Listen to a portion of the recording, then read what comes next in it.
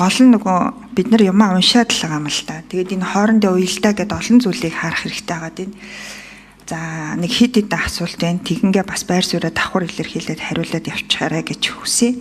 За өмнөх 5 жилийн үндсэн чиглэл түүний хэрэгжилтийн үр дүнтэй бол бид нар танилцсан. Үнэхээр хангалтгүй байсан.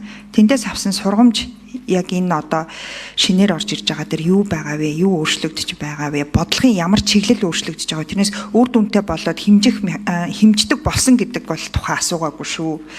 Тэгэхээр ямар одоо сургамж аваад ямар бодлогын архиц гаргаж байгаа вэ гэдэг нэгдүгээр асуулт байна. За хоёрдугаарт одоо жишээ нь юм байгаа байхгүй юу? Дундаж давхаргыг нэмэгдүүлнэ, ядуурлыг хэдэн хувиар бууруулна гэлээ те тоо байгаа штэ. Тэгсээ хэрнээ энэ яг ингээд нөгөө тооцооллуудыг харахаар дундаж давхаргын эзлэх хувь 5 жилийн дараа 20% нэмэгдэнэ гэж байгаа.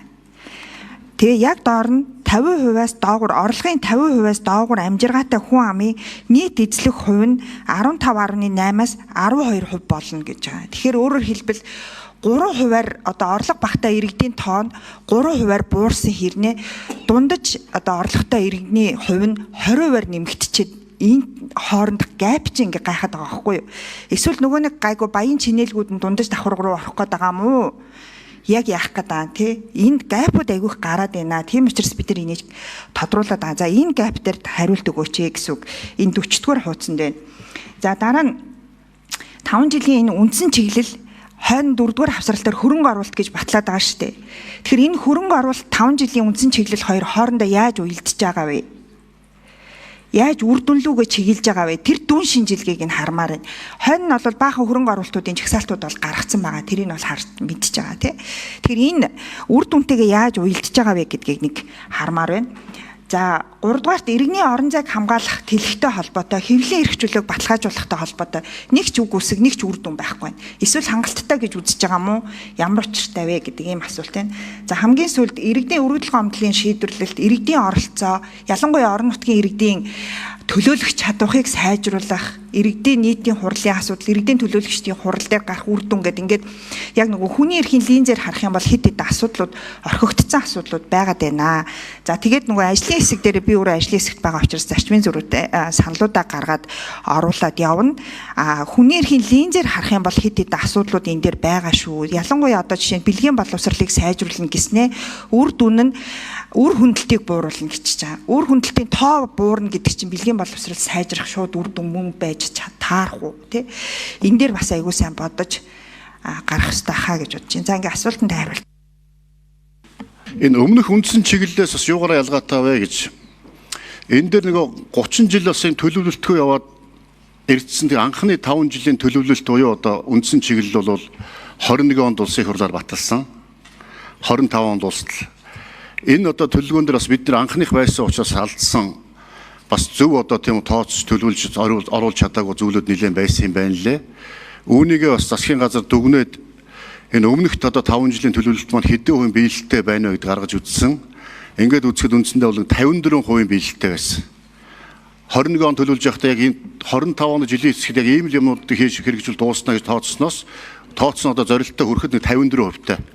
Юунаас болоод юун дээр алдчих яасан гэсэн гэдэг манай эдийн засгийн хөгжлийн ам бас нэлээд анхаарч ажилласан. За ингээд анхаарч ажиллаад шинжлэх ухааны одоо академийн баг чуулган, их чуулган гэдэг бас олон байгууллагууд эрдэмтдийг оролцуулж хилэлцүүлэг хийгээд урд нь одоос энэ хөгжлийн бодлого төлөвлөлтийн тухай хууль зам одоос нь төлөвлөлтөнд ажиллаж байсан бас улс төрчид эдийн засгийн судлаачдыг оролцуулаад ингээд үндсэндээ бол өмнөхөөсөө ялгаатай нь бол гол одоо шалгуурууд, үзүүлэлтүүд энийг маш тодорхой болгосон. Олон улсын одоо стандарт загварчлалын дагуу тооцдог одоо хэмжих нэгжүүдийг оруулж ирж түүгээрээ одоо байгаа түвшнээ тодорхойлоод за 2026 онд ийм түвшинд байгаа юм байна. 30 онд ийм юм төрөх юм байна гэдгийг ингээд тодорхойлж илүү наривчилж өгснөөр одоо өмнөхөөсөө бол илүү сайжирсан гэж одоо бас манай эдийн засгийн хөгжлийн амнах бас хэлж байгаа гэдгийг хэлье.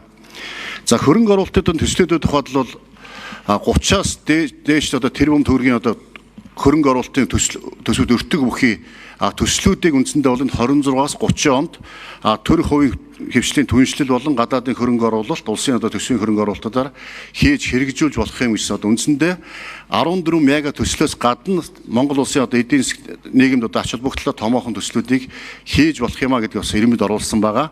За үүнийг бол илүү наривчлаад жил жилийн төлөвлөгөөнд суулгана. жилийн одоо Монгол улсыг хөгжүүлэх одоо жилийн төлөвлөгөөнд суулгана. Үүнээсээ улсын төсвөр шаардлагатай бол төсөвтөө суулгаад явах.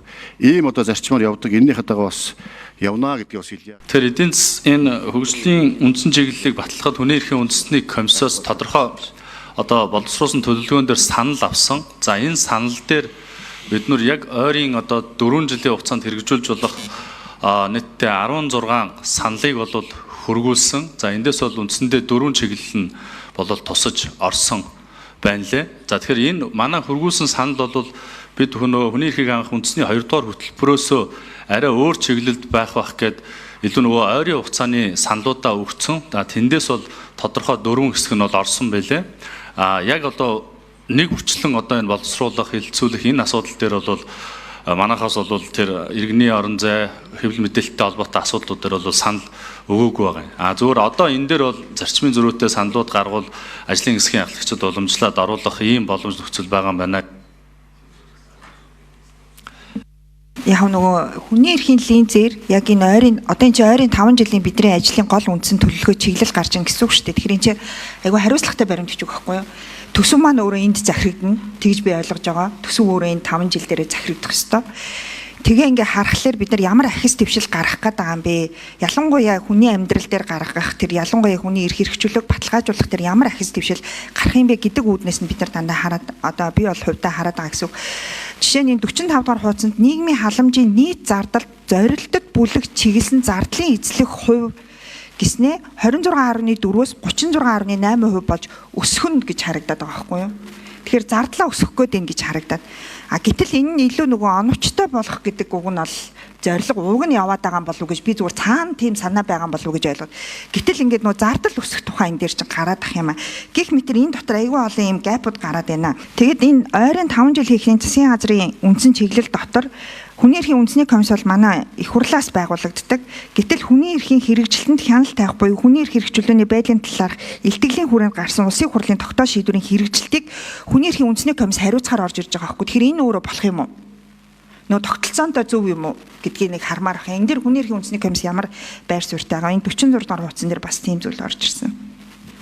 Тэгэхээр одоогийн боловсруулсан байгаа төсөл дээр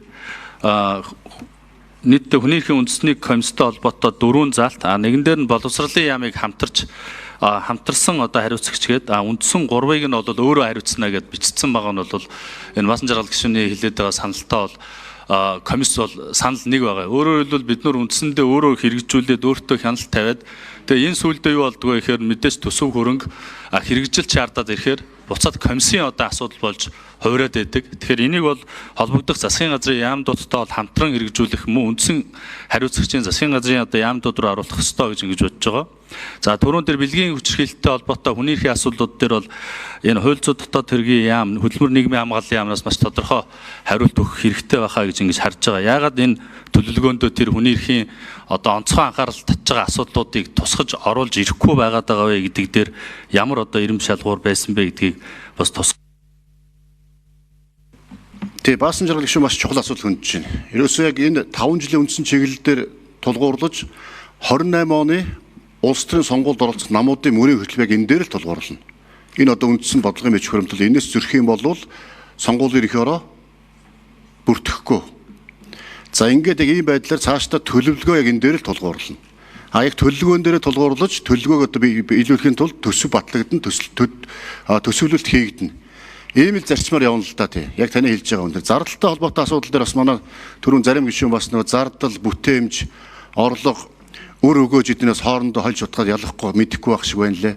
Тэгэхээр энэ дээр бол тиймэрхүү бас асуудлуудыг бас ялгаа заагна нэлээсээ тодорхой гаргаж өгье. Цаашдаа алдаатай заалтууд байх юм бол тэрийг бас нэмээд ингээд суулгаад тусгаад өгөө. Бас одоо анхны хилцүүлэг учраас бид нар одоо засах бололцоонд байгаа. Одоо анхны хилцүүлэг дээр бид нар юу ч яаж ч өөрчилж болно. Энэ бол улсын хурлын бүр эрх.